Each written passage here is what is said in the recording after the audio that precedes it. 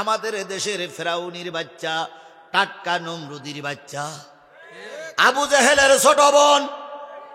এইটা যখন ফেরাউনের ভূমিকা পালন করতেছিল, আল্লাহ বলল যদি বিএনপি আর জামাতে দিয়ে তোর দেশ ছাড়া করা হয় তাহলে বিএনপি আর জামাতের সম্মানের ক্ষতি হবে। তাই ওদের দিয়ে না মেরে প্রাইমারির স্কুলে দিয়ে ছাত্রদের দিয়ে তাড়া দিয়ে জুতা পিটা করে বাইরে বেরি করে দেছে। কি কায়দায় আমাদের নেতা নেত্রীরা বলতো আমাদেরকে নামানোর মতন শক্ত কোনো বিরোধী দল বাংলাদেশে নাই।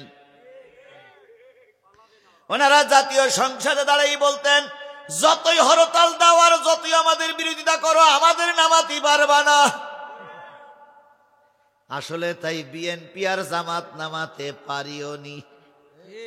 ওরা চেষ্টা করেছিল বিএনপি আর জামাতকে কণ্ঠে করে রাখলে মনে হয় অনন্তকাল থাকা যাবে, কিন্তু ওনারা জানতো না এ বাদও আল্লাহর আর একটা পিঁপড়ার মতন ছোট দল আছে। পৃথিবীতে যত বড় বড় পাপী আল্লাহ তাদের শায়েস্তা করেছে সবচেয়ে ক্ষুদ্র জিনিস দিয়ে। বড় জিনিস দিয়ে শায়েস্তা করলে আল্লাহর মান সম্মানের ক্ষতি হবে।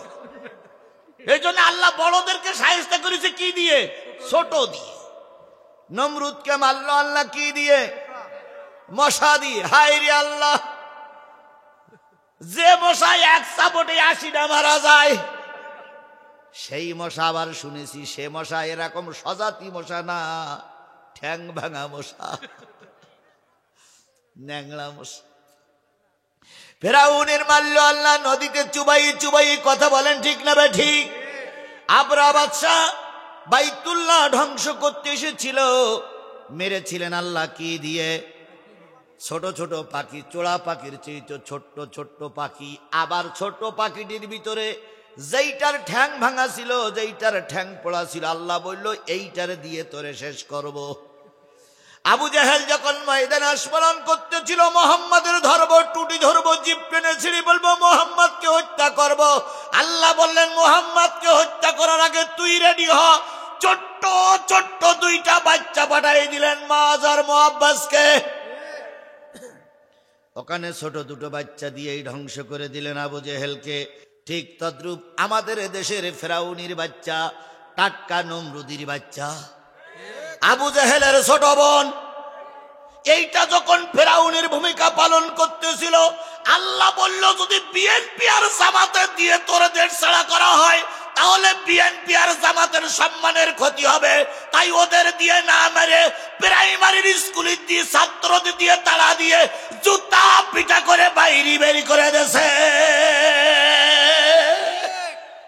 জান্নাত শুধু শান্তি আর শান্তি। এখানে যতক্ষণ বসে আছেন জায়গাটা শান্তি আর শান্তি, এখানে অশান্তির কোনো বালাই নাই। এই লোকগুলো যদি আওয়ামী লীগের মিটিং এ বসে থাকতো, বিএনপি জাতীয় পার্টি জামাত ইসলামের মিটিং এ যেত, বিভিন্ন লোক বিভিন্ন রকমের কথা বলতো। কেউ বলতো আমার লোক সভাপতি হইনি কেন, কেউ বলতো আমার লোক পরিচালক হইনি কেন, কেউ বলতো আমি চেয়ার পাইলাম না কেন। কিন্তু লক্ষ্য করুন, হাজার হাজার মানুষ আল্লাহর কোরআন শুনতেছে, একটা মানুষ বিয়াদবি করে না, একটা মানুষ বেফাস কথা বলে না, নীরব হয়ে কোরআনের কথা শোনে। যেই মজলিসে শান্তি আছে ওটাই নাম হলো জান্নাত। তাহলে এই দুনিয়ার জান্নাত আল্লাহ পাক আপনাকে আমাকে কবুল করেছেন, কে রহমত করলেন? তাহলে আল্লাহ যে দুনিয়ার রহমত জান্নাতে আপনাকে আমাকে কবুল করলেন, এজন্য আপনারা খুশি না বেজার? বাইরে যারা আছেন তারা ভালো করে 1 সেকেন্ড কথাটা শুনুন, বিশ্বাস করুন, সাদা কাগজে লিখে রাখুন। দুনিয়ার জান্নাত যাদের কপালে নাই, পরকালের জান্নাত তাদের কপালে নাই। এই জন্য 10 মিনিট সময় দিলাম, দুনিয়ার সব কাজ ফেলাই রেখে 10 মিনিটের ভিতরে কোরআনের মাহফিলে আসতে হবে। যদি আপনি আল্লাহর বান্দা হন, এরপরেও যদি না আসে তাহলে বুঝতে হবে আসমানের নিচে জমিনের উপরে এই ব্যক্তির চেয়ে নাফরমান আর কেউ নাই। তাহলে আল্লাহ পাক অগণিত মানুষের ভিতর থেকে বাছাই করে আপনাকে আমাকে কোরআনের জন্য কবুল করেছেন। এজন্য সর্বপ্রথম মুখ দিয়ে কোন শব্দটা উচ্চারিত হবে? এই কথা বলুন না, কোন শব্দটা উচ্চারিত হবে? সুখে থাকেন, দুঃখে থাকেন, কষ্টে থাকেন, মুসিবতে থাকেন, বিপদে থাকেন, খেয়ে থাকেন, না খেয়ে থাকেন, হাসপাতালে থাকেন, মসজিদে থাকেন, মাদ্রাসায় থাকেন, সর্বপ্রথম মুখে উচ্চারিত হবে কি? তাহলে কারোর জবান বন্ধ থাকবে না, সকলে মিলে বলছি আলহামদুলিল্লাহ। আরেকটু জোরে বলুন তো আলহামদুলিল্লাহ। আল্লাহ আমাদের সবাইকে কবুল করুক। বিশ্ব মানবতার শ্রেষ্ঠ বন্ধু, সমস্ত নবী রাসূলদের শ্রেষ্ঠ রাসূল, আমাদের প্রিয় ভাজন নেতা, যার সুপারিশ ছাড়া কোনো মানুষ জান্নাতে যেতে পারবে না, সেই নন্দিত নেতা, প্রিয় নেতা, আমাদের মাথার তাজ, আমাদের মাথার মুকুট, আমাদের প্রাণের স্পন্দন, জননেতা জনাবে মুহাম্মদ রাসূলুল্লাহ সাল্লাল্লাহু আলাইহি ওয়াসাল্লামের দরবারে লক্ষ কোটি দুরূদ আর সালাম। সাল্লাল্লাহু আলাইহি ওয়াসাল্লাম। আল্লাহ বলতেছেন, কুল ইন কুনতুম তুহিব্বুনাল্লাহা ফাত্তাবিউনি ইউহিব্বুকুমুল্লাহ। কোরআন তেলাওয়াতের পরে যারা আল্লাহু আকবার বলবে, আল্লাহ তাদের জান্নাতে যাওয়ার পথ সহজ করে দিবেন। জোরে বলুন আল্লাহু আকবার। আরো জোরে আল্লাহু আকবার। কুল ইন কুনতুম তুহিব্বুনাল্লাহ, আল্লাহ বললেন নবী তুমি বলে দাও, যদি তোমরা আল্লাহরে ভালোবাসতে চাও, ফাত্তাবিউনি, আমি নবী আমার ইত্তেবা করো, অনুসরণ করো। যদি আমার ইত্তেবা, আমার অনুসরণ করতে পারো, ইয়াগফির লাকুম যুনুবাকুম, আল্লাহ ওয়াদা করেছে তোমাদের জীবনের গুনাহগুলো মাফ হয়ে যাবে। আল্লাহর নবী বলেছেন, ইজা মারারতুম বিরিয়াজিল জান্নাহ ফারতাউ, কিলা ইয়া রাসূলুল্লাহ ওয়া মা হুন্না, ক্বালা হিলকুজ যিকির। যারা বাইরে আছেন, বাড়িতে আছেন, ভালো করে শোনেন। নবী বলেছেন, যখন তোমরা দুনিয়ায় কোনো জান্নাতের বাগানে অবস্থান করবে, তখন পরকালের জন্য সেখান থেকে কিছু ফলমূল সংগ্রহ করিও। সাহাবীরা বললেন, ইয়া রাসূলুল্লাহ, জান্নাত তো পরকালে দেখা যাবে, দুনিয়ার জান্নাত কোনটি? নবী বললেন, যেখানে কোরআন এবং হাদিসের আলোচনা হয়, আর ওই আলোচনাগুলো বক্তা বলার পরে শ্রোতারা চুপচাপ বসে বসে শোনে, বিয়াদবি করে না, গাদ্দারি করে না, ফাজলামি করে না, জেনে রেখো ওটাই হলো দুনিয়ার জান্নাত। আর একটু জোরে বলা যাবে না সুবহানাল্লাহ? তাহলে আল্লাহ এবং রসুলের কথাগুলো সঠিক না বেঠিক? আপনারা সবাই মনে করেন তো আল্লাহ এবং রসুলের কথাগুলো সঠিক, এটা মনে হয় তো? তাহলে আল্লাহ রসুল বলেছেন এটা জান্নাত। আচ্ছা, এটা জান্নাত আপনাদের বিশ্বাস হয়? আমার বিশ্বাস হয় না। যদি বলেন হুজুর আপনি বলেন, আমার আপনার বিশ্বাস হয় না। আচ্ছা বলুন তো, জান্নাতের ভিতরে কোনো বিড়িখোর পাওয়া যাবে? এখানে আছে? হাত তোলেন তো ভাই, কারা আছেন বিড়ি খান? কেন আগে আগে বললেন আছে, এখন আবার হাত তুলবেন না কেন? হাত তোলেন ভাই, সমস্যা নেই, লোক দেখুক যে আপনি বিড়ি খান। হায় হায়, এখন কেউ নাই, বাড়ির দিয়ে চলবেন। আচ্ছা, বাড়ির দিয়ে বউটারে দেখাই আমি বিড়ি খাই, হাত তুললাম। আচ্ছা, এখানে কি গাঁজাখোর আছে? আছে কিনা জানি না, থাকলেও থাকতে পারে। হাত তোলেন তো ভাই। নেই। সুদখোর আছে? আছে?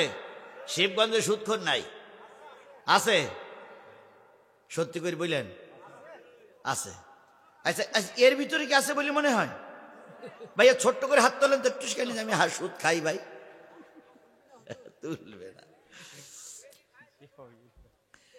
তাহলে এখানে সুদখোর আছে, গাঁজাখোর আছে, বিড়িখোর আছে, বেনামাজি আছে, মিথ্যাবাদী আছে, ঘুষখোর আছে, আছে না নাই? আচ্ছা, জান্নাতের ভিতরে কি এরা থাকবে? এই সুদখোর, ঘুষখোর, বিড়িখোর যাবে কেন আমি বলতে পারবো, ফতোয়া আমি দেবো না, তবে সুদখোর ঘুষখোর যাবে না। তাহলে আপনি আল্লাহ রসুল বললেন এরা জান্নাত, আবার সুদখোর ঘুষখোর আছে, তাহলে কি করে হলো? হ্যাঁ, জান্নাত এমন একটা জায়গা, যেই জায়গায় শুধু শান্তি আর শান্তি, কোনো অশান্তি সেখানে উকি মারবে না। কোনো মানুষকে মামলা দেওয়া হবে না, কোনো মানুষের ঠ্যাঙে দড়ি বেঁধে কোর্টে নিয়ে যাওয়া হবে না, কোনো মানুষকে ঘুমের থেকে ডেকে মিথ্যা মামলা দিয়ে হাজতে দেওয়া হবে না। নবীর অনুসরণ করলে গুনাহ কি? কথা বলেন, নবীর অনুসরণ করলে গুনাহ কি? আরো জোরে বলেন, নবীর অনুসরণ করলে গুনাহ কি? দুই পাশে দুই লাইনে লোক বসে আছেন, স্টেজেও লোক বসে আছেন। একটা লোক হাত তুলে বলুন তো, হুজুর আমার কোনো গুনাহ নাই। বলেন, একটা লোক হাত তোলেন, আমার গুনাহ নেই। একটা লোকের বাংলাদেশে কেবল গুনাহ নেই, সেটা হলো লতিফ সিদ্দিকীর ভাই। না, গামছা মার্কা ওটা কাদের সিদ্দিকী না? ওই কাদের সিদ্দিকীর ভাই লতিফ সিদ্দিকী, ওনার কোনো গুনাহ নেই। যদি বলেন হুজুর বললেন কি, উনি এক মাহফিলে বলেছিলেন বারবার তওবা করতে হবে কেন, আমার তো কোনো গুনাহই নেই। তাহলে বাংলাদেশে একটা লোক বেগুনাহ পাওয়া গেছে, সেটা হইল লতিফ সিদ্দিকী। ওই জন্য জুতো খাইছে। এই তো আপনি জানেন ভালো, এই দেখেছেন দেখেছেন, ও শ্রোতা বক্তা থেকে শ্রোতারা ওয়াজ জানে, ওয়াজ করবেন কোথায় আপনি? জি জি ঠিক, আপনার কথা ঠিক। তাহলে গুনাহ আমাদের কম বেশি আছে না নাই?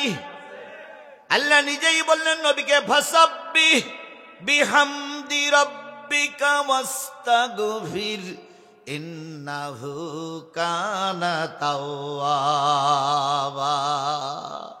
মক্কা বিজয় হয়ে গেছে, এখন আল্লাহর নামে তাসবিহ পড়ো, আল্লাহর নামে শুকরিয়া আদায় করো, আর বেশি বেশি কার কাছে মাপ চাও?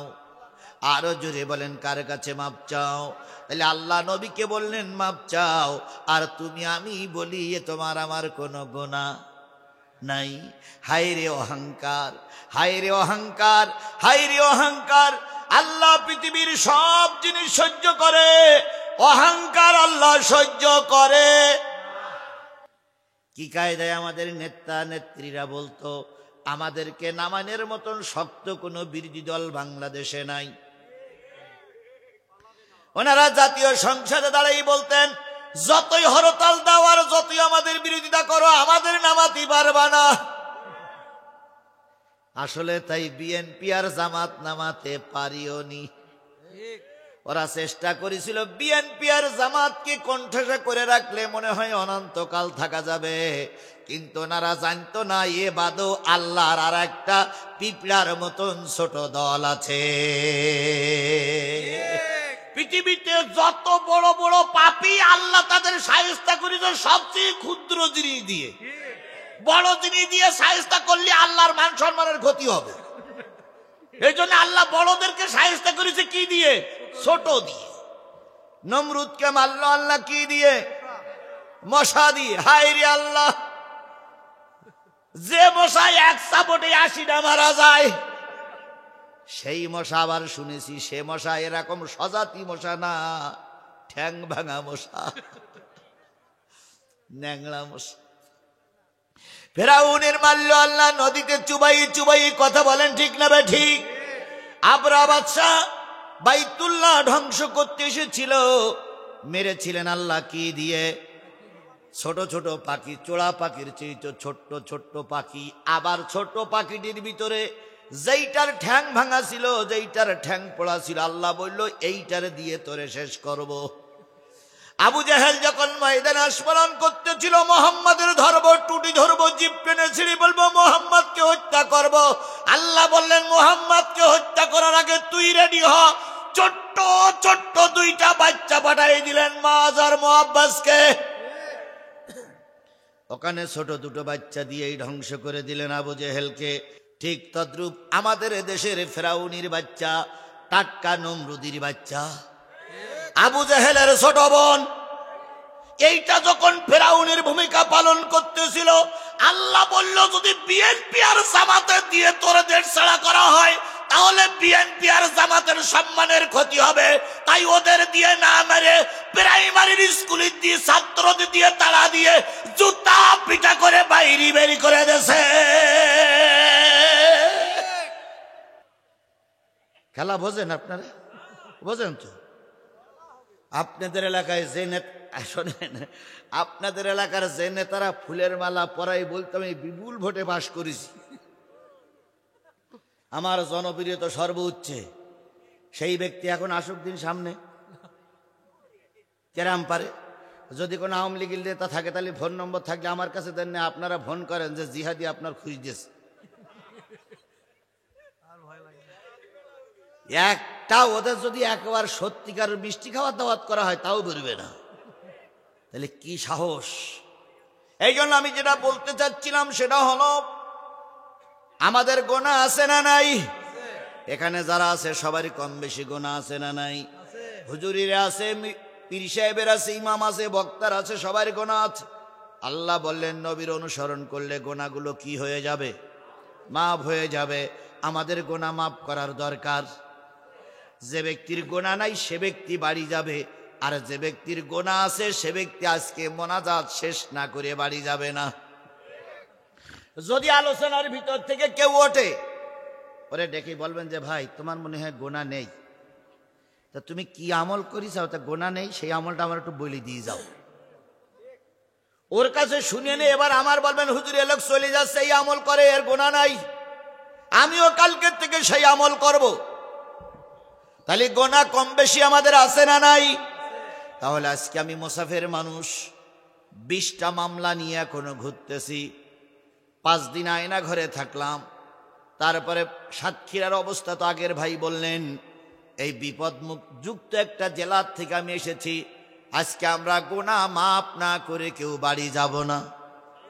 সবাই মিলে বলেন ইনশা, আর একটু জোরে বলেন ইনশা। যুবক মনে মনে ভাবতেছো তোমার মনে হয় মরণ হয় না।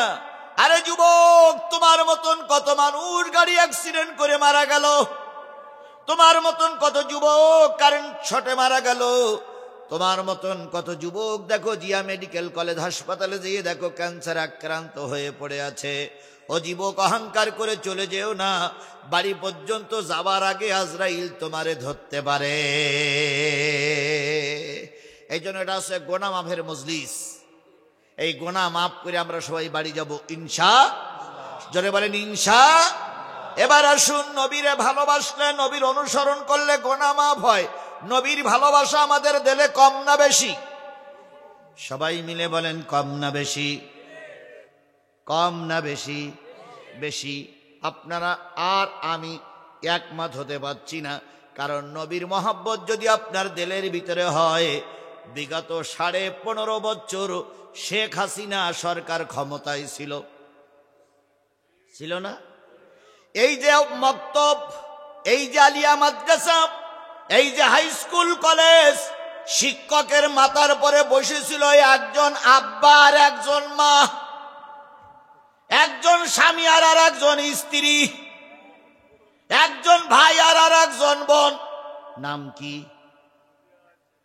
মুজিবার আর শেখ হাসিনা। এরা দুইজন হুজুরদের মাথার পরে বসে ছিল না? ছিল না? জোরে বলেন ছিল কি ছিল না? তাহলে এই 15 বছর ধরে আন্দোলন করে এই দুইজনের তাড়ালাম, আবার যদি আর এক সরকার এসে মাথার পরে আবার দুইজন এসে বসে যায়, তাহলে ওদের তাড়াইয়ে লাভ হইল কোনটি?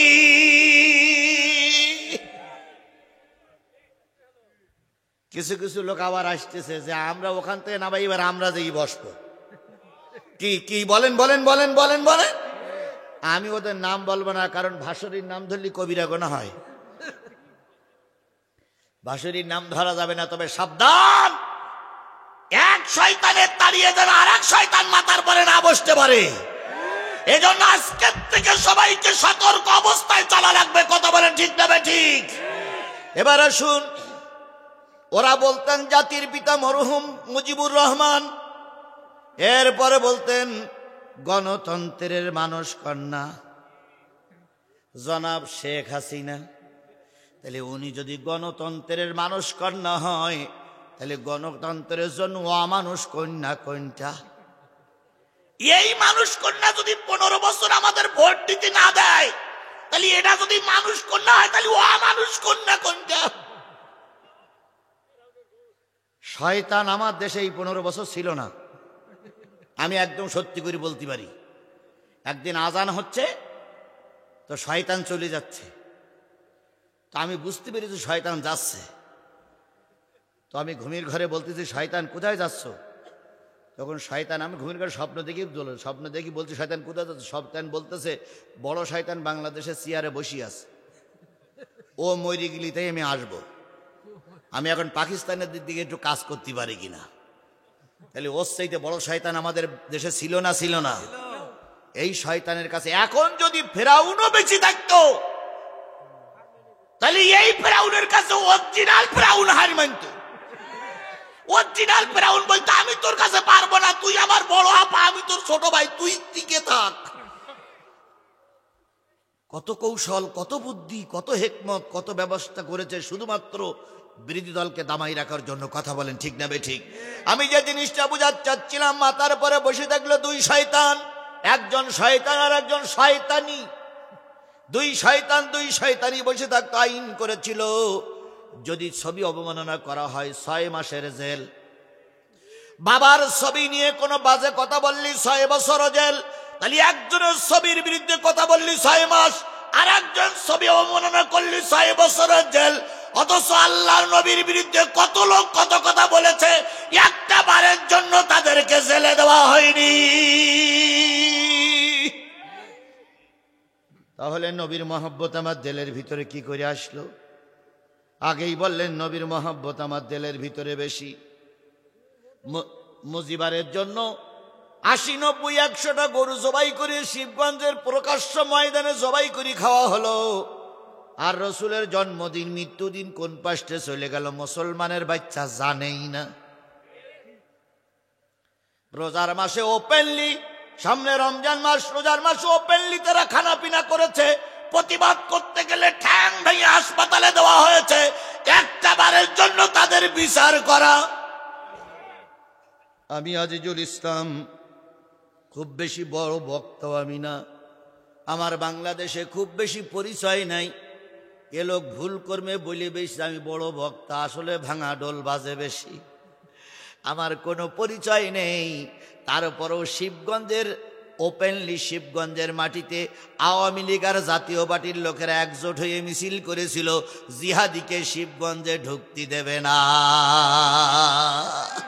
এই শিবগঞ্জের মাটিতে জাতীয় পার্টি আর আওয়ামী লীগ একজোট হয়ে গোটা শিবগঞ্জে মিছিল করেছে যে জিহাদি ঢুকতে দেওয়া হবে না। আজকে দেখো সেই সমস্ত মিছিলকারীরা জিহাদি ঠিকই আছে, তোমরা টোপলা টুপলি বেঁচেই নিয়ে দাদার বাবুর দেশে চলে গেছো। আমি যেটা আপনাদের বুঝাতে চাচ্ছি সেটা হলো, তাহলে ছবি অবমাননা করলে জেল হয়, নবী অবমাননা করলে র্যাঙ্ক বাড়ে। তাহলে নবীর মহব্বত আমার দেশে নাই। তাই নবীর কিছু আলোচনা শোনার জন্য আজকের এই মাহফিলে বসেছি। এই জন্য দুরুদ আর সালাম সাল্লাল্লাহু আলাইহি ওয়াসাল্লাম। ও ভাই, রোজা আসতে আর কয়দিন বাকি আছে? 30 দিন, 20 দিন, 19 দিন বাকি।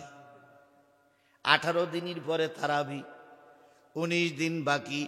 এই রোজা থেকে কেউ খুশি আর কেউ চিন্তা করতে না খাওয়ার মাস, এই যে এত তাড়াতাড়ি আসলো কেন? কি বলে? কিছু লোক এরা মনে করতেছে না খাওয়ার মাস, এত তাড়াতাড়ি আসলো কেন? একটু গুল খাতাম, একটু বিড়ে খাতাম, হুজুররা বলে খাওয়া যাবে না। এরকম বলা লোক আছে না? 2-1 আছে। আবার কিছু লোক চিন্তা করছে, আল্লাহ রমজান মাস আসতেছে, গুনাহ মাপের মাস, রহমতের মাস, মাগফিরাতের মাস। এই রহমতের মাস, গুনাহ মাপের মাসে গুনাহগুলো মাফ করে আল্লাহর জান্নাতি হব। এক একজনের স্বপ্ন এক এক রকম। 2 জন সকালবেলা গোসল করতেছে, একজন তাহাজ্জুদ নামাজ পড়ে কষ্ট হয়ে গেছে তাই গোসল করে ঘুম পড়বে বলে নিয়ত করেছে। আর একজন সারা রাত চুরি করেছে, চুরি করে কষ্ট হয়েছে তাই গোসল করতেছে। একজন উত্তর পাশে আর একজন দক্ষিণ পাশে। তার দক্ষিণ পাশে চোর মনে করতেছে ও হুজুর মনে হয় চুরি করতে গেল, এই জন্য আমিও গোসল করতেছি, ওও গোসল করতেছে। আরে উত্তর পাশের হুজুর চিন্তা করতেছে আমি যেমন তাহাজ্জুদ নামাজ পড়েছি, দক্ষিণ পাশের লোকও মনে হয় তাহাজ্জুদের নামাজ পড়েছে, এই জন্য ও গোসল করি এখন মনে হয় ঘুমাবে। ও চিন্তা করছে হুজুর চুরি করি চারিয়ে মনে করতেছে গোলমুড়ো তাহাজ্জুদ পড়িছে। যার যেমন স্বপ্ন তার চিন্তা ভাবনা তেমন। সুতরাং এখানে সব ধরনের মানুষ আছে। আমাদের চিন্তা হোক রোজার মাসে গুনাহ মাফ করে নেব ইনশা ইনশা ইনশা আল্লাহ। এবার বলুন তো, পরীক্ষার দিনের রাত, পরীক্ষার যেদিন রাত আসে সেই দিন পড়লে পাস করা যায় না আগের থেকে প্রস্তুতি নিতে হয়? তাহলে আগের থেকে যদি প্রস্তুতি নিতে হয় তাইলে 75, 76, 77, 78, 79, 80 না, 77, 78, 79, 80 চারটি আয়াত তেলাওয়াত করেছি। তেলাওয়াতকৃত আয়াতের পরে রোজা এবং নামাজ সম্পর্কে কিছু কথা হবে। আপনারা আমার ফেলাই রেখে চলে যাবেন কারা কারা, একটু হাত দুখন হাত উঁচু করেন তো। হুজুর মোনাজাত পর্যন্ত থাকার সময় আমার নেই, মাঠে আলু তুলতে হবে কালকে। কারা কারা চলে যাবেন? থাকবেন তো ইনশাল্লাহ? কারা কারা থাকতে রাজি আছেন দুই হাত উঁচু করে একটু দেখাই দেন তো আল্লাহর কাছে। আল্লাহ তুমি এই হাতগুলোরে কবুল করো, আল্লাহ তুমি হাতগুলোরে কবুল করো, আল্লাহ তুমি এই হাতগুলোরে কবুল করো। কিছু চালাক লোক আছে এখনো হাত তুলিনি, এরা আমার সেই চালাক, এরা কোরআনের সেই চালাক, এরা রসুলের সেই চালাক। ভাই হাত তোলেননি, বাড়ি পর্যন্ত যাওয়ার আল্লাহ সুযোগ নাও দিতে পারে। আল্লাহ সবাইকে কবুল করুক। আর একটু জোরে বলেন আমিন, আরো জোরে বলেন আমিন, আরো জোরে আমিন। আলহামদুলিল্লাহ এখনো গ্রামে কিছু লোক আছে, কারণ আমি এবছর নতুন আসিনি, এর আগে এখনো 3 বার আসছিলাম, 3 বার আইছিলাম, এই ময়দান একটুও ফাঁকা ছিল না। আজকে যখন ফাঁকা আছে তাহলে বুঝতে হবে এখনো গ্রামে কিছু লোক আছে। আচ্ছা এক কাজ করলে কি হয়, আপনাদের সাথে পরামর্শ করছি, 15 মিনিট ওয়াজ বন্ধ রাখলে কি হয়, বন্ধ রেখে 50 জন করে একটা দলে যোগ দিতে হবে, দিয়ে গ্রামের মাথাতে ঢুকতে হবে, আর ওই মাথাতে বেরিয়ে আসছে যে কোটার বাড়ি পাওয়া যাবে সে কোটার ধরে উঁচু করে নিয়ে আসতে হবে, আমরা সব মাহফিলে তুই বাড়ি কেন? তাহলে 15 মিনিট মাহফিল বন্ধ থাক, চলেন যাই। হ্যাঁ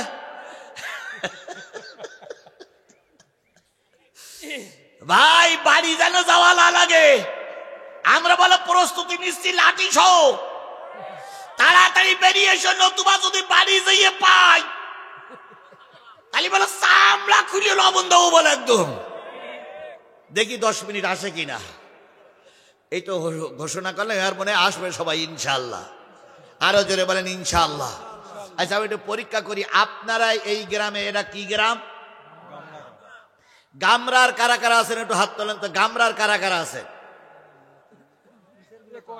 তাহলে মাহফিল কি করি হবে আপনি বলেন? হায় হায় হায় হায়, গামরার মুসলমান মাত্র 30 জন, আর সব বাইরের। হায় রে মুসলমানের বাচ্চা, গরু খাও।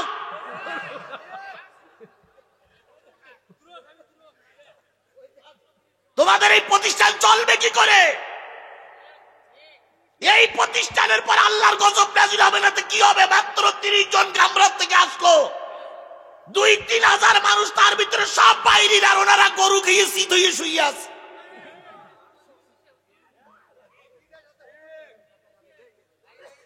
সব বিদেশে, সব বিদেশে, টাকা ছেলে পিলে নেই, ওরাও বিদেশে। আল্লাহ ওদের পরে রহমত করুক। যদি কেউ বাড়ি থাকেন তাহলে দয়া করে আসুন ভাই, বাইরের মানুষ সব নিয়ে যাচ্ছে আর আপনি বঞ্চিত। কথায় বলে মক্কার লোক কি পায় না, তাহলে জ্বলন্ত প্রমাণ দেখলাম এখানে। আল্লাহ আমাদের সব গামরাবাসীকে কোরআনের মাহফিলের জন্য কবুল করুক। আর একটু জোরে বলেন আমিন, আরো জোরে আমিন, আরো জোরে। আমার বন্ধুগণ, গামরা ইবতেদায়ী মাদ্রাসা আমি নতুন আসি নাই, এর আগেও 2 বার না 3 বার এসেছি। সকালবেলা একটা জিনিস খেয়াল করেছি, বলুন তো ইবতেদায়ী মাদ্রাসাগুলো কি শিক্ষা দেওয়া হয়? আরো জোরে বলেন কি শিক্ষা দেওয়া হয়? আর বড় বড় আলিয়া মাদ্রাসাগুলো কি শিক্ষা দেওয়া হয়? এখানে কোরআন শিক্ষা দেওয়া হয় আর ওখানে কোরআন বুঝানো হয়। প্রাইমারি স্কুলে হাতে কলমে শিক্ষা দেওয়া হয়, হাই স্কুলে সেইটা কাজে লাগানো হয়। বলুন তো, প্রাইমারি স্কুল যদি বন্ধ করে দেওয়া হয়, হাই স্কুলে তালা দেওয়া লাগবে না লাগবে না? হাই স্কুলে তালা দেওয়া লাগবে না? হাই স্কুল এমনি বন্ধ হয়ে যাবে, কারণ প্রাইমারি ছাত্র নাই, তা হাই স্কুলে এমনি চলবে না। কিন্তু যদি প্রাইমারি স্কুল চালু থাকে, হাই স্কুল না থাকলেও হাই স্কুল বানাই নেওয়া হবে। কত বলেন? গরু কিনেছেন, বাড়ি গোয়াল ঘর নাই, যদি গরু কেনা হয় গোয়াল ঘর হয়েই যাবে, কিন্তু গোয়াল ঘর তৈরি করেছেন, গরু নাই, গোয়াল ঘর থাকবে। মসজিদ করেছেন, মুসল্লি নাই, মসজিদ থাকবে কি থাকবে না? থাকবে না। মুসল্লি আছে, মসজিদ নাই, মসজিদ তৈরি হবে, কারণ মুসল্লি থাকলে মুসল্লিরা নামাজের জায়গা তৈরি করে নেবে। ইবতেদায়ী মাদ্রাসা, প্রাইমারি ফোরকানিয়া মাদ্রাসাগুলো চালু নাই, জেনে রেখো ধর্ম বন্ধ হয়ে যাবে। ইবতেদায়ী ফোরকানিয়া মাদ্রাসাগুলো চালু আছে, জেনে নিও কোরআন চালু আছে। এখন কোরআন চালু রাখার পক্ষে না বিপক্ষে? সবাই মিলে বলেন পক্ষে না বিপক্ষে? কারা কারা পক্ষে আছেন একটু হাত তুলে আল্লাহরে দেখাই দেন, হুজুর আমি কোরআন চালু রাখার পক্ষে। আয় আল্লাহ, যারা হাত তুলেছে হাতগুলোরে কবুল করে নাও, যারা হাত তুলিনি আল্লাহ তুমি তাদেরকেও দেখে রাখো, কারণ এরা মাদ্রাসা চায় না, মসজিদ চায় না, ধর্ম চায় না। আল্লাহ তুমি হাতগুলোরে কবুল করে নাও, জোরে বলেন আমিন। বন্ধুগণ, যদি এই মাদ্রাসা চালু রাখতে চান, দুইটা কাজ করবেন। সেটা হলো, একটা ছেলেকে মেয়েকে মাদ্রাসায় দেবেন। মাদ্রাসায় যদি ছাত্র দেন, মাদ্রাসা চালু থাকবে কি থাকবে না? 2 নম্বর, কিছু কিছু দান করবেন প্রতিষ্ঠানের জন্য, মাদ্রাসার জন্য। যদি দেন তাহলে চালু থাকবে। আর 2টা কাজ করলে মাদ্রাসা বন্ধ হবে। একটা কাজ, মাদ্রাসায় কোনো ছাত্র ছাত্রী দিবেন না, কিছু করা লাগবে না, দোয়াও করা লাগবে না, দোয়ায় খাজে গান পড়া লাগবে না, তাহাজ্জুদ পড়ি দোয়া করা লাগবে না, শুধু ছাত্র বন্ধ করে দেবেন, মাদ্রাসায় এমনি এমনি। আর 2 নম্বর একটা কাজ করবেন, এই মাদ্রাসার পিছনে সবসময় কাঠি দিতে থাকবেন, কাঠি দিতে থাকবেন, কাঠি দিতে থাকবেন। কাঠি দেওয়া বোঝেন কি? বাঁশের কাঠি না, কাঠি দেওয়া মানে গুতাগুতি, ভুল ধরা। হ্যাঁ হুজুর আসে না কেন? হ্যাঁ ছেলে ঠিক মতো পড়ায় না, হুজুর আসে নাই এ মাদ্রাসা। এ করলে মাদ্রাসা বন্ধ হবে না চালু থাকবে? বন্ধ হবে। তাহলে কাঠি দেবেন আর ছাত্র বন্ধ করবেন, মাদ্রাসা বন্ধ হবে। আর ছাত্র দেবেন, কিছু দান করবেন, মাদ্রাসা চালু থাকবে। তাহলে ছাত্রও দেবেন, দানও করবেন। সবাই মিলে আমরা ছাত্র দিতে না পারি, কিছু দান তো করতে পারি। পারবেন? পারবেন? ইবতেদায়ী মাদ্রাসার জন্য কিছু দান দিতে পারবেন? পারবেন তো? আমি 50,000 বজলুর রশিদি যে উপকার হয়েছে, অনেক সময় অনেক সমস্যার সম্মুখীন, তবু ময়দানে যে কায়দায় হোক কথা বলেছে। তাই সে হাসি মুখী বলুক আর অ্যাঙ্গেলে বলুক আর ডাইরেক্ট বলুক, বলিছে। কথা বলেন ঠিক না? ঠিক। অনেক বক্তারা এরকম বলার সাহস পায়নি। সেই বজলুর রশিদের শালা, শালা বললে আবার খারাপ মনে করে কিনা? কুটুম কুটুম কুটুম দেন। জি ভাই, ও আইসেন। ও প্রধান অতিথি, যেহেতু আমি তো বুঝি কার কার কিছু। প্রধান অতিথি আজকে 5,000 নগদ আর 5,000 পরে দেবেন। আল্লাহ ওনাকে ওইটাই কবুল করুক, ওইটাই কবুল করুক। বেশি জোরাজুরি করবো না, কারণ যে যার যতটুকু সমর্থন হয় সে ততটুকু দেবেন। 3,000 টাকা রেখে দিয়েছি বলে ভাই মন খারাপ করেছে, আমি 3,000 টাকা নিলাম, আর 2,000 টাকা ওনার কাছে দাবি থাকলে পরে দেবেন। জি, তাহলে হয়ে গেল। এবার আমাদের সম্মানিত সম্মানিত সম্মানিত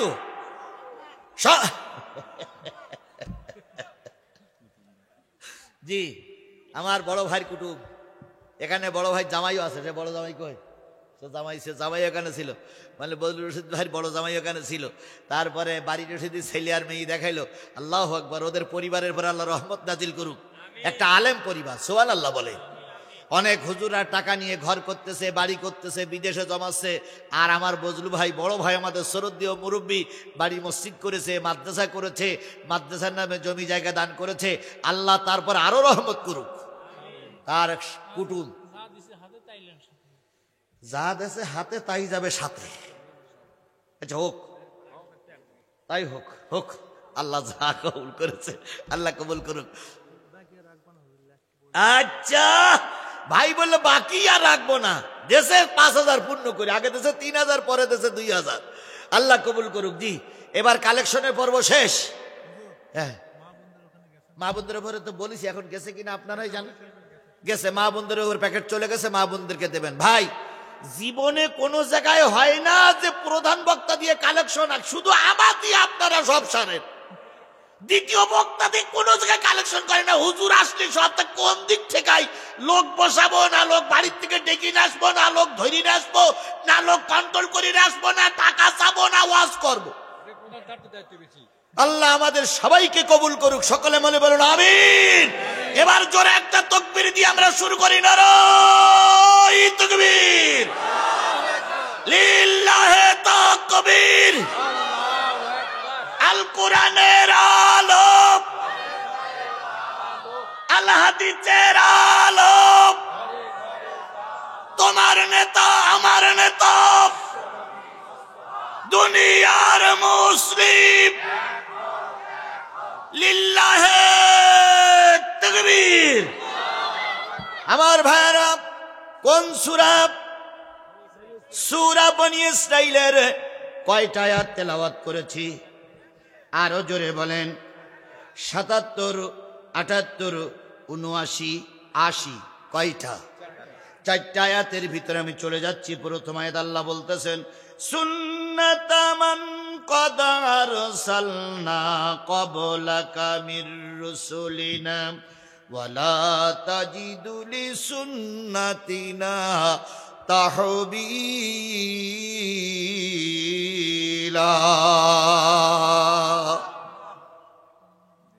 ওগো নবী, কিছু নিয়ম আপনার পরে চালু করলাম। সুন্নত মানে নিয়ম। কিছু নিয়ম আপনার পরে চালু করলাম, এই নিয়মটা দেখে আপনি মন অসন্তুষ্ট হয়েন না। যে নিয়ম আপনার পরে চালু করেছি, এই নিয়ম অতীতের সব নবী এবার সকল উম্মতের জন্যই ছিল, ব্যতিক্রম কিছু করিনি। সকল নবী এবং রসুলদের জন্য যে নিয়ম ছিল সেই নিয়ম আপনার জন্য চালু করলাম। অতীতের নবীদের বেলায় যে সুন্নত ছিল সেই সুন্নত আপনার বেলায় চালু করলাম। অতীতের নবীদের বেলায় যে শরিয়াত ছিল সেই শরিয়াতের একটা শরিয়াত আপনার জন্য চালু করলাম। অতীতের নবীদের এবং তার সাহাবীদের সাথীদের জন্য যে নিয়ম ছিল সেই নিয়ম আপনার জন্য চালু করলাম।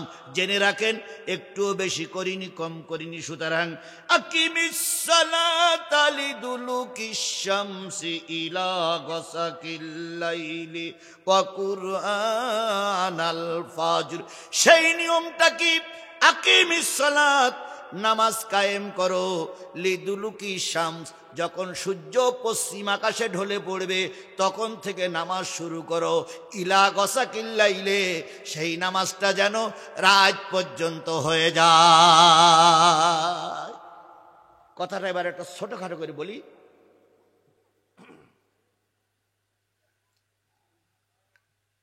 সব নবীদের বেলায় সব নিয়ম চালু থাকে না। সব নবীদের বেলায় সব নিয়ম চালু। যেমন ঘোড়ার গোশত খাওয়া এক নবীর শরিয়াতে জায়েজ, আমাদের শরিয়াতে কি জায়েজ? জায়েজ নেই। ঠিক এরকম ভাবে কিছু শরিয়াতে ওই শরিয়াতে জায়েজ ছিল, কিছু এই শরিয়াতে জায়েজ নেই। যেমন দেখেন, হোসাইন মোহাম্মদ এরশাদের সময় ছিল কি? উপজেলা। কি ছিল? উপজেলা। শেখ হাসিনা এসে বলল ওটা হয়ে গেছে উপজেলা। এক সময়ের জন্য উপজেলা, আর এক সময়ের জন্য কি? উপজেলা। বিএনপি সরকার মোটে মেনেই নেয়নি। আবার শেখ হাসিনার সরকার চিন্তা করলো কিছু নেতা বাড়াইতে হবে, তাই উপজেলা ভেঙে দিল ঠিকই, কিন্তু উপজেলা চেয়ারম্যান পুতুলের মতন বসাই রাখলো। কাজ নাই, কর্ম নেই, উপজেলা চেয়ারম্যান বসে থাকে। উপজেলা চেয়ারম্যান এরশাদের সময় বৈধ ছিল, খালেদার সময় অবৈধ ছিল, শেখ হাসিনার সময় আংশিক বৈধ হলো। এরকম কিছু কিছু শরিয়াত আদম আলাইহিস সালামের সময় ছিল একরকম। আদম আলাইহিস সালামের শরিয়াত ছিল ভাই বোন বিয়ে করা কি? জায়েজ। এখন কি সেটা জায়েজ আছে? এখন কি সেটা জায়েজ আছে? জায়েজ নাই। সুতরাং ভাই বোন বিয়ে করা তখনকার শরিয়াতে জায়েজ ছিল, এখনকার শরিয়াতে জায়েজ নাই। আল্লাহ রাব্বুল আলামিন বলতেছে না এক এক সময় এক এক শরিয়াত, কিন্তু আমি তোমাকে এমন কিছু কথা বলে দিচ্ছি, আদম আলাইহিস সালাম থেকে শুরু করে মুহাম্মদ সাল্লাল্লাহু আলাইহি সাল্লাম, তুমি শেষ নবী, তোমার শেষ উম্মতটা পর্যন্ত একই শরিয়াত সকলের জন্য ফরজ ছিল। এই শরিয়াত সকলের জন্য ফরজ, আদমের জন্য ফরজ, মুসার জন্য ফরজ, ঈসার জন্য ফরজ, দাউদের জন্য ফরজ, ঈসার জন্য ফরজ, তোমার জন্য ফরজ। সেটা কি? যখন সূর্য পশ্চিম দিকে ঢলে পড়বে তখন নামাজ শুরু করো। কোন পর্যন্ত? রাত পর্যন্ত। এবার বলুন তো, আল্লাহর বিধান খণ্ডন করার কোনো লাইন আছে? তাহলে আল্লাহ বললেন সূর্য ঢলে পড়লে নামাজ পড়ো কোন পর্যন্ত। এই নামাজ কারা কারা পড়েন? কারা কারা পড়েন? আমিও পড়ি না। যদি বলেন হুজুর কিরকম, বলুন তো, সূর্য পশ্চিম দিকে ঢলে পড়লে কিসের নামাজ? আর রাতে কিসের নামাজ? আল্লাহ বললেন সূর্য ঢলে পড়লে নামাজ শুরু করো রাত পর্যন্ত। পৃথিবীর কোনো মানুষ এই নামাজ পড়ে না। তাহলে এই কোরআনের ব্যাখ্যা জানতে গেলে কোথায় যেতে হবে? হাদিসে। হাদিস ছাড়া কোরআনের ব্যাখ্যা পাওয়া যায় না। কোরআনের ব্যাখ্যায় রাসূল হাদিসে বললেন সূর্য ঢলে গেলে জোহরের নামাজ পড়ো, কিছুক্ষণ বিরতি দিয়ে আসরের নামাজ পড়ো, তারপরে কিছুক্ষণ বিরতি দিয়ে মাগরিবের নামাজ পড়ো, তারপরে এশার নামাজ পড়ে খেয়ে দিয়ে শুয়ে পড়ো। তাহলে সূর্য ঢালার থেকে শুরু করে রাত পর্যন্ত কয় ওয়াক্ত নামাজ? জোরে বলেন কয় ওয়াক্ত নামাজ? এই 5 ওয়াক্ত নামাজ সকল নবীদের বেলায় ফরজ ছিল না। নামাজ ছিল কিন্তু 5 ওয়াক্ত ছিল না। আদম আলাইহিস সালামের জন্য ছিল সকাল বেলার নামাজ, মুসা আলাইহিস সালামের জন্য ছিল জোহরের নামাজ, ঈসা আলাইহিস সালামের সময় ছিল মাগরিবের নামাজ, এভাবে করে ইব্রাহিম আলাইহিস সালামের সময় ছিল জোহরের নামাজ, এভাবে করে মুসা আলাইহিস সালামের সময় ছিল এশার নামাজ। এক একটা নবীর বেলায় এক একটা ওয়াক্তের নামাজ ফরজ ছিল। আর সব ফরজগুলো এক জায়গায় করে আমার নবী আর আমার উম্মতের জন্য, নবীর উম্মতের জন্য এক জায়গায় জমা করে দিয়েছে। কয় ওয়াক্ত? তাহলে সূর্য ঢলে পড়লে এশার নামাজ পর্যন্ত পাওয়া গেল কয় ওয়াক্ত? 4 ওয়াক্ত। 4 ওয়াক্তের ভিতরে ফরজ নামাজ কয় রাকাত? 4 ওয়াক্তের ভিতরে ফরজ নামাজ কয় রাকাত? 15 রাকাত। ধরে নিন জোহরের ফরজ, আসরের ফরজ, মাগরিবের ফরজ, এশার ফরজ। আল্লাহ নবী বলেন শুধু নামাজ আল্লাহ ফরজ করে দেয় নাই, এই 4 ওয়াক্ত নামাজ যারা পড়বে আল্লাহ পাক তাদের পুরস্কার দেবেন 2টা। 1 নম্বর পুরস্কার, এই 4 ওয়াক্ত নামাজ যারা পড়বে তারা দোজখে যাবে না। এটা জোরে বলবেন না সুবহানাল্লাহ? এই 4 ওয়াক্ত নামাজ যারা পড়বে তারা মরার সাথে সাথে আল্লাহর ভেস্তে যাবে। এবার ভেস্তে যেতে চান কারা কারা একটু হাত তোলেন তো। সবাই ভেস্তে যেতে চান না? হাত নামান। এবার দোজখে যেতে চান কারা কারা একটু হাত তোলেন। কেউ নাই? আচ্ছা সুদখোর যারা আছেন তারা একটু হাত তোলেন। সুদখোর যারা আছেন তারা হাত তুললেন না। বলুন তো, সুদখোর ভেস্তে যাবে এমন কোন গ্যারান্টি কোন হুজুর দেশে?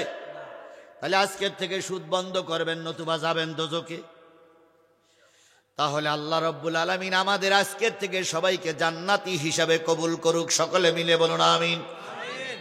সাহাবীরা জিজ্ঞেস করলেন, ইয়া রাসূলুল্লাহ 4 ওয়াক্ত নামাজ পড়লে জান্নাতে যাওয়া যাবে, এর দলিলটা একটু বুঝাই বলবেন কি? নবী বললেন, সাহাবীরা 4 ওয়াক্ত নামাজের ভিতরে ফরজ নামাজ কয় রাকাত? 15 রাকাত। এই 15 রাকাত নামাজ যারা পড়বে, বলুন তো আল্লাহর জান্নাত কয়টা? আল্লাহর জান্নাত কয়টা? আল্লাহ নবী বলেন যারা জোহরের ফরজ নামাজ আদায় করবে, আসরের ফরজ নামাজ আদায় করবে, 4 আর 4 কত? এই 8 রাকাত নামাজ যারা কন্টিনিউ আদায় করবে, মরার সাথে সাথে 8টা জান্নাতের মালিক আল্লাহ তাদের বানায়া দেবে। তাহলে আজকের থেকে, এই মুহূর্তে থেকে নিয়ত করতে হবে, আমরা আজকের থেকে আগামী কাল থেকে জোহরের নামাজ আর আসরের নামাজ কাজা করব না। জোহরের নামাজ আর আসরের নামাজ যদি ঠিক মতন আদায় করতে পারি, আল্লাহ পাক কয়টা জান্নাতের মালিক বানায় দেবেন?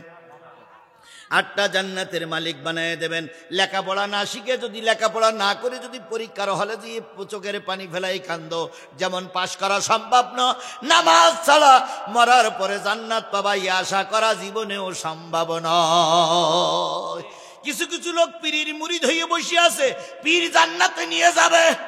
ওরে বাবা, তোর পীরই জান্নাতে যাবে কিনা তাই চিন্তা কর, কারণ যে গাঁজাখোর পীর হয়েছে ও কোথায় যাবে তার ঠিক না।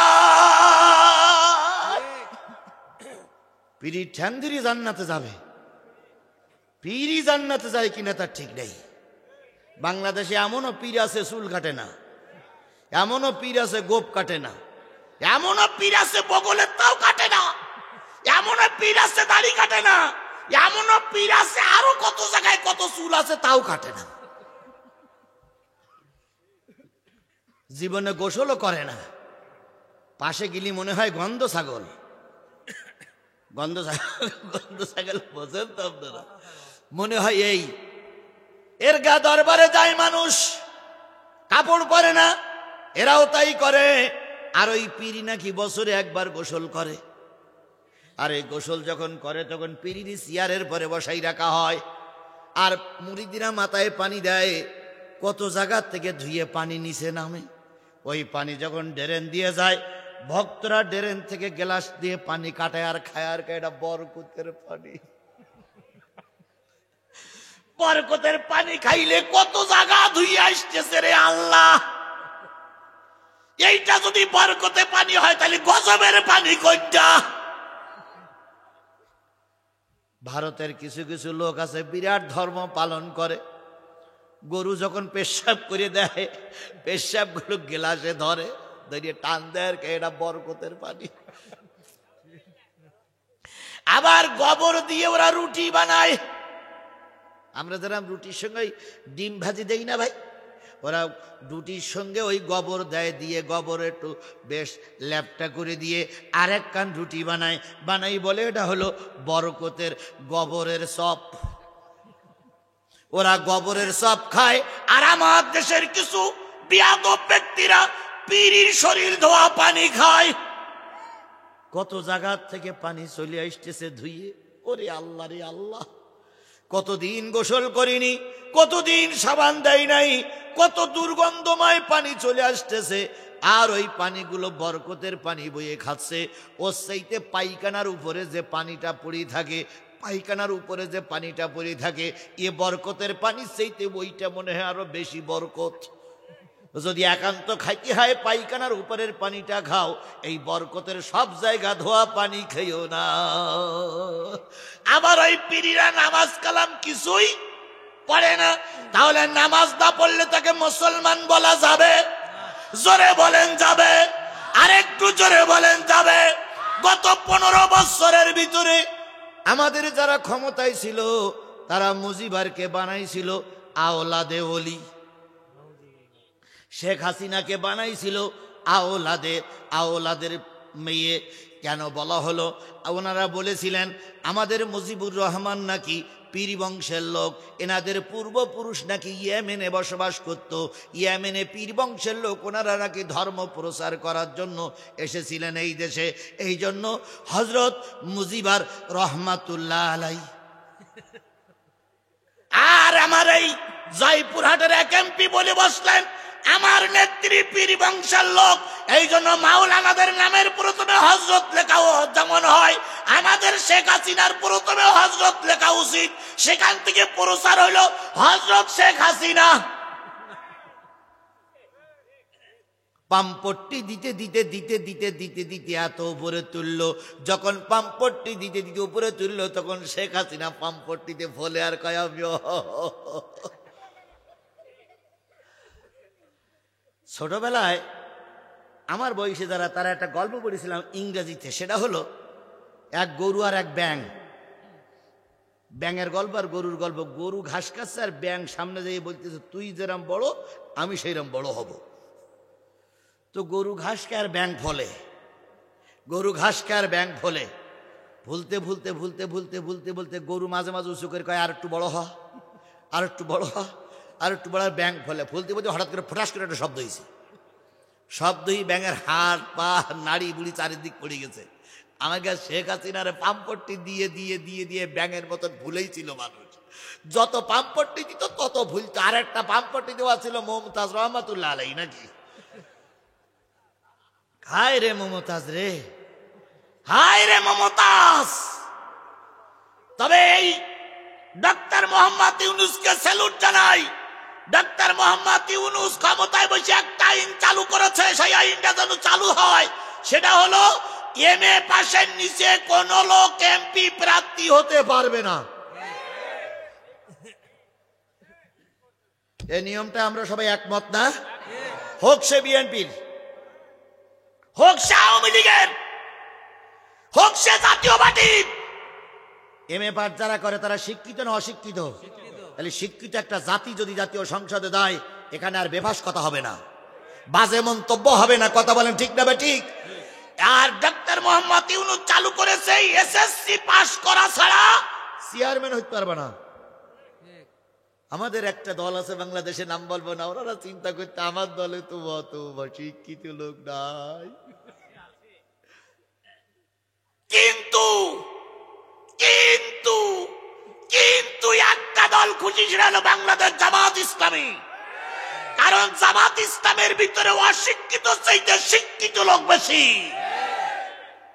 আর বাংলাদেশ জামাত ইসলামীর লোক অশিক্ষিত থাকলেও শিক্ষিত বানাই নেয়। কারণ জামাতের কর্মী হতে গেলে রিপোর্ট পূরণ করা লাগে, আর রিপোর্ট পূরণ করতে গেলে প্রথম কলম হচ্ছে কোরআন অধ্যয়ন, দ্বিতীয় কলম কি হাদিস অধ্যয়ন, তৃতীয় কলম কি ইসলামী সাহিত্য। তোমাকে শিক্ষিত হতেই হবে। তারপরের কলম কয়েকত নামাজ। কিসের শহীদ? জামাতের শহীদ। অন্যগুলো গেলাম না। এই চারটে কলম, এই চারটে কলম যদি কোন ব্যক্তি নিয়মিত পূরণ করে, খোদার কসম সে একদিন বাংলাদেশের আলেম হবে। তারপরের অধ্যয়ন হচ্ছে হাদিস অধ্যয়ন। হাদিস, কোরআন, ইসলামী সাহিত্য যারা অধ্যয়ন করে তারা একদিন পরিবর্তন হয়। এরা খুশি। কিন্তু একদল চিন্তা করতেছে যদি এই হয় তাহলে আমাদের এই চেয়ারম্যান আর খুঁজে পাওয়া যাবে না। আর একটা সুসংবাদ শোনেন। আজকের সুসংবাদ হলো কিছু কিছু লোক চিন্তা করতেছে আগেই এমপি ইলেকশন হোক, কিন্তু ডক্টর মোহাম্মদ ইউনূসের সম্মানিত স্বরাষ্ট্র উপদেষ্টা তিনি বলেছেন আগে ইউনিয়ন পরিষদের নির্বাচন হবে। সুন্দর বুদ্ধি না? তুমি আর আমি মনে করতে সুন্দর বুদ্ধি, আর একজন চিন্তা করতে হাত ছাড়া হয়ে গেল যে সব। সুতরাং যে জিনিসটা বোঝাতে চাচ্ছি সেটা হলো নামাজ যদি জোহরের নামাজ আর আসরের নামাজ যদি পড়েন তাহলে কোথায় যাবেন? জান্নাতে। এবার আসুন মাগরিবের ফরজ নামাজ কয় রাকাত? এশার ফরজ নামাজ কয় রাকাত? এই 4 আর 3 7 রাকাত নামাজ যদি কোনো ব্যক্তি কন্টিনিউ আদায় করে তাহলে সে মৃত্যুর সাথে সাথে 7টা জাহান্নামের দরজা বন্ধ দেখতে পাবে। তাহলে দোজখে আমরা কেউ যেতে চাই? বেহেশতে আমরা সবাই পেতে চাই। তাহলে বেহেশতে পেতে গেলে নামাজ লাগবে, দোজখ বন্ধ হতে গেলে কি লাগবে? নামাজ লাগবে। এবার নামাজ বাকি আছে কয় ওয়াক্ত? সেই ওয়াক্তটার নাম কি? আরো জোরে বলেন, সেই ওয়াক্তটার নাম কি? এবার আল্লাহ রাব্বুল আলামিন বলতেছে ওয়া কুরআনাল ফাজর ইন্না কুরআনাল ফাজরি কানা মাশহুদা।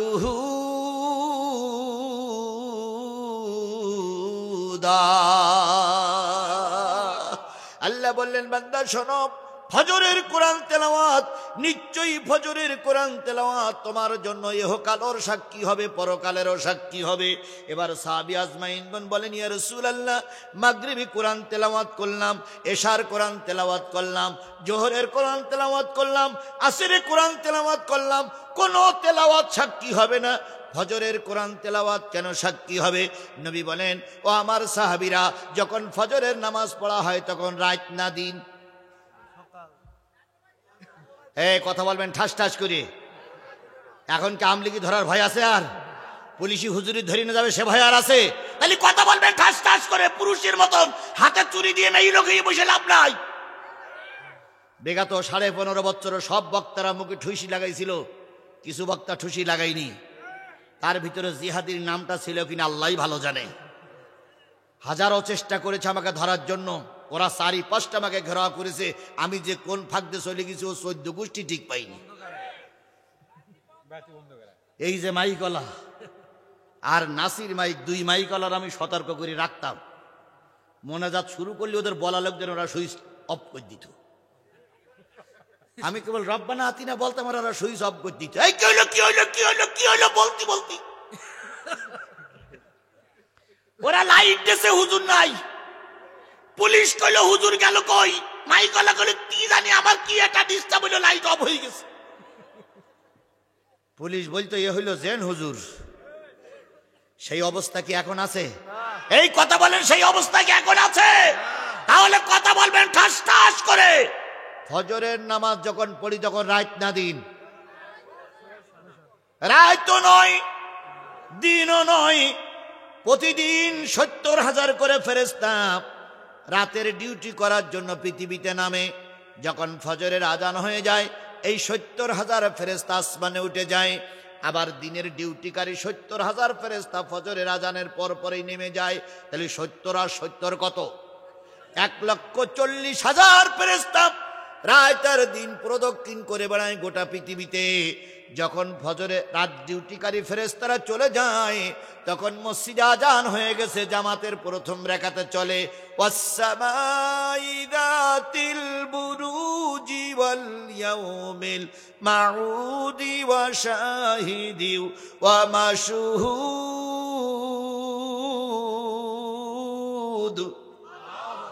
প্রথম রাকাত চলতেছে, রাতের ডিউটিকারী 70,000 ফেরেশতারা কোথায় যাচ্ছে? আসমানে চলে যাচ্ছে। এবার দ্বিতীয় রাকাতে চলতেছে ওয়াত্তিনি ওয়াজ্জাইতুনি ওয়া তুরি সিনিনা ওয়া হাযাল বালাদিল আমিন।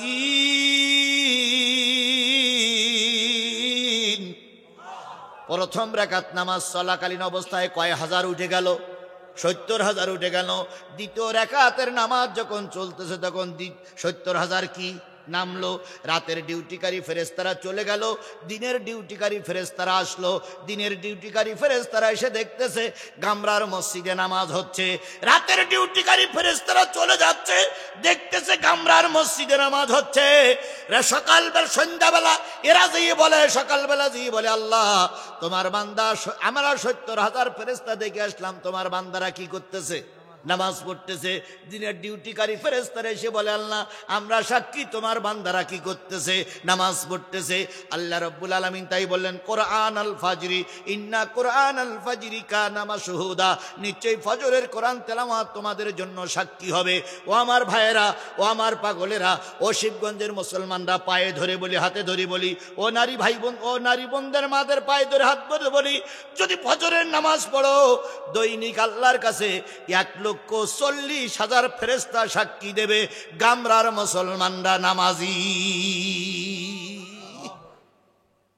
কয় লক্ষ? 1,40,000 ফেরেশতা সাক্ষী দেবে যারা ফজরের নামাজ পড়ে। এবার বলুন তো জীবনের সবচেয়ে কঠিন নামাজটার নাম কি? সবচেয়ে কঠিন নামাজটার নাম কি? ফজরের নামাজ। ফজরের চাইতে কঠিন নামাজ আর কোনো নামাজ নাই। এই ফজরের ফরজ নামাজ কয় রাকাত? এই ফজরের ফরজ 2 রাকাত নামাজ যারা পড়বে আল্লাহ তাদের 2টা পুরস্কার দেবে। একটা পুরস্কার আল্লাহ তাদের কবরে আযাব, ফজরের নামাজ কারি নিদেরকে আল্লাহ কবরে আযাব দেবে। যারা ফজরের নামাজ পড়বে আল্লাহ তাদের ঈমান নিয়ে মৃত্যুবরণ করার তৌফিক দান করবে। তার ঈমান নিয়ে যদি মৃত্যুবরণ করতে হয়, কবরের আযাব যদি মাফ করতে হয়, জাহান্নাম যদি বন্ধ করতে হয়, জান্নাত যদি যেতে হয়, কয় ওয়াক্ত নামাজের দরকার? ও আমার জাতি, কয় ওয়াক্ত নামাজের দরকার? এবার আল্লাহ নিজেই বলেন ইন্নাস সালাতা তানহা আনিল ফাহশাই ওয়াল মুনকার, নিশ্চয়ই যেই জাতির জন্য নামাজ আছে ওই জাতি সকল প্রকার অন্যায় অশ্লীল কাজ থেকে দূরে থাকতে পারে। কিন্তু আমাদের দুর্ভাগ্য, দ্বিতীয় বৃহত্তম মুসলিম দেশের রাষ্ট্রপতি নামাজ পড়েই না, স্বরাষ্ট্রমন্ত্রী উচট লেগেও পশ্চিম মুখ হয় না। তবে একজন আল্লাহর রাবেয়া বসরির মতন একজন আল্লাহর ওলি ছিল, ওই ব্যক্তিটা পালাই গিয়ে দেশের বিরাট ক্ষতি হইয়া গিয়াছে। ওই রাবেয়া বসরি শুধু 5 ওয়াক্ত নামাজ দেয়, দৈনিক 30-40 না 40-50 টাকা তাহাজ্জুদের নামাজও পড়তো। ওরে আল্লাহর ওলি রে, আল্লাহ এই ওলি চলে গেছে আর আমাদের দেশে এখন সর্বনাশ হয়ে গেছে। আচ্ছা বলুন তো, এই বাংলাদেশে যতগুলো হুজুর তাহাজ্জুদ নামাজের কথা বলে, কোন হুজুর 12 রাকাতের বেশি বলিছে? হ্যাঁ,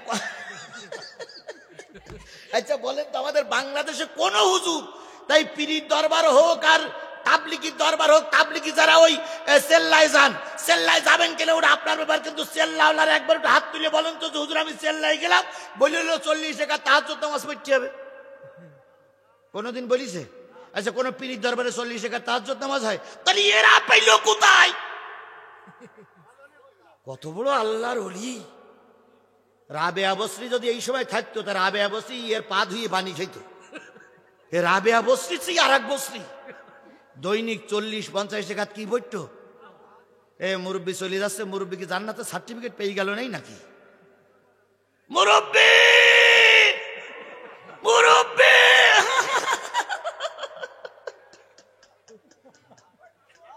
ও বাবা বসেন, বাবা নামাজের কথা হচ্ছে, ওই বাচ্চাটা নিয়ে বসেন। আপনার বসার কারণে ওই বাচ্চাটা যদি নামাজি হয়ে যায়, আপনি ওর ওসিলায় জান্নাতে যাবেন। আমাদের এই ছোট বাচ্চাগুলো, এদের নামাজি করার দরকার আছে না নাই? আমি তো জিহাদের কথা সারা জীবন বলে আসতেছি, সারা জীবন বলে চেল্লাতি চেল্লাতি গলা বসে গেল। আমির হামজা দেখলাম আজকে আর হাসের চাইতে আরো প্যা প্যা করতেছে। আমি বললাম ঘটনা কি? কয় আর গলা সাগে না। তাহলে সেল্লাইতে সেল্লাইতে আমাদের জীবন শেষ হয়ে গেল, সমাজ পরিবর্তন হলো না। কারণ সমাজের লোক অধিকাংশ মানুষ নামাজ পড়ে না, নামাজ জানেও না। আল্লামা সাইদির ওস্তাদের নাম ছিল আব্দুল কাদের, মুফাসসির আব্দুল কাদের। উনি একবার ওয়াজ করতে গিয়ে আমাদের সামনে করে বলেছিল, বাবা 30 বছর ওয়াজ করি এখনো জুতো চোর বন্ধ করতে পারলাম না। তো উনি বলতেছে, তার ঘটনাটা একটু বলি। তাই আমরা বললাম হুজুর বলেন। কয়ে বলতেছে যে আমি চুয়াডাঙ্গায়, যশোর চুয়াডাঙ্গা একবার মাহফিলে গেছি, যে একটু বৃষ্টি হয়েছে। তা বৃষ্টি হওয়ার পরে আমি যেই বলতেছি আমি আসতেছি, লোকজন সব আসলো, কমিটির লোক আসলো, সব ব্যাস পরা। তো একজন এসে বলতেছে, হুজুর ব্যাগটা আমার কাছে দেন। আর একজন বলতে, হুজুর লাঠিকান আমার কাছে ঘাট ধরেন। আর একবার বগলে থাক। আর লাঠিকান আমার হাতে থাক, নতুবা পড়ে যায়। জুতো দুখন দিলাম। সেই জুতো দেওয়ার পরে আমি মাহফিলে যেয়ে 3 ঘন্টা 4 ঘন্টা থাকলাম, জুতো খুঁজলাম। সে জুতোওয়ালার আর পাইনি। আর আমি সেখান থেকে 30 বছর আজ করতে, 30 বছর আমি জুতোওয়ালার খুঁজছি, সে জুতোওয়ালার পাওয়া গেল না। তাহলে 30 বছর হজ করে কি বন্ধ হয়নি? জুতো চোর বন্ধ হয়নি। 30 বছর হজ করে মা বোনদের পর্দায় আনা গেছে। এর পরিবর্তনের একটাই মাত্র কারণ হচ্ছে, উপরের নেতার থেকে নামাজ পড়ে না, নিচের নেতাও নামাজ পড়ে না। এই জন্য এবারে টার্গেট হবে, উপরে যারা থাকবে তারাও নামাজি হবে, নিচে যারা থাকবে তারাও নামাজি হবে। বাংলাদেশের প্রধানমন্ত্রী নামাজি, রাষ্ট্রপতি নামাজি, স্পিকার নামাজি, তাহলে শেষ পর্যন্ত সবাই নামাজি হবে। কথা বলেন, কথা বলেন, কথা বলেন।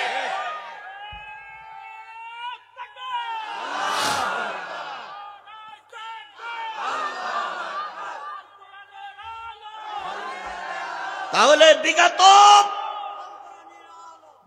53 বছর পরে একটা সুযোগ আল্লাহ আমাদের দান করেছে। এই সুযোগে আমরা পার্লামেন্টে কোরআন ঢুকাবো ইনশাল্লাহ। বলেন ইনশাল্লাহ, বলেন ইনশাল্লাহ, বলেন। শোনো শোনো শিবগঞ্জের মুসলমানেরা, এই 53 বছর পরে সেই সুযোগটা যদি কাজে লাগাতে না পারি, সাদা কাগজে 3 তারিখ দিয়ে লিখে রাখো, আরো 100 বছর জালেমদের হাতের বাড়ি খাওয়া লাগবে। এই জন্য 53 বছর পরে আল্লাহ সুযোগ দিলেন আমাদের। কি পার্লামেন্টে পাঠানোর জন্য? জোরে বলেন, কি পার্লামেন্টে পাঠানোর জন্য? আমি সারা দেশ সফর করতেছি। গতকাল ছিলাম দিনাজপুরে, আজকে এখানে, আগামীকাল আল্লাহ যদি আমাকে নিয়ে যায় পঞ্চগড়ে আমার সফর। আমি সারা দেশে সফর করে যেটা আমি বুঝেছি, যদি এই অবস্থা ঠিক থাকে, আগামী পার্লামেন্ট হবে কোরআনওয়ালাদের পার্লামেন্ট। আগামী জাতীয় সংসদ হবে টুপিওয়ালাদের জাতীয় সংসদ। আগামী গণভবন হবে টুপিওয়ালাদের গণভবন। শুধুমাত্র আমাদেরকে ঐক্য থাকা লাগবে। কথা বলেন ঠিক না বে ঠিক? আগে ভোট আসলি পার কিছু লোক বলতো কি, ও হুজুরদের সঙ্গে হুজুরদের মিল নেই, তাহলে হুজুররা যদি মিল না থাকে তাহলে ওনারা শান্তি দেবে কি করে? এবারের ভোটে আর বলতে পারবে না, কারণ এবারে দুই টুপিওয়ালা, বড় বড় দুই টুপিওয়ালা এক হয়ে গেছে। এক হইল জমাতের টুপিওয়ালা, আরেক হলো জোরে জেকের করা টুপিওয়ালা, চরমোনাই। তাহলে চরমোনার টুপিওয়ালা, জামাতের টুপিওয়ালা, দুই টুপিওয়ালা এখন কি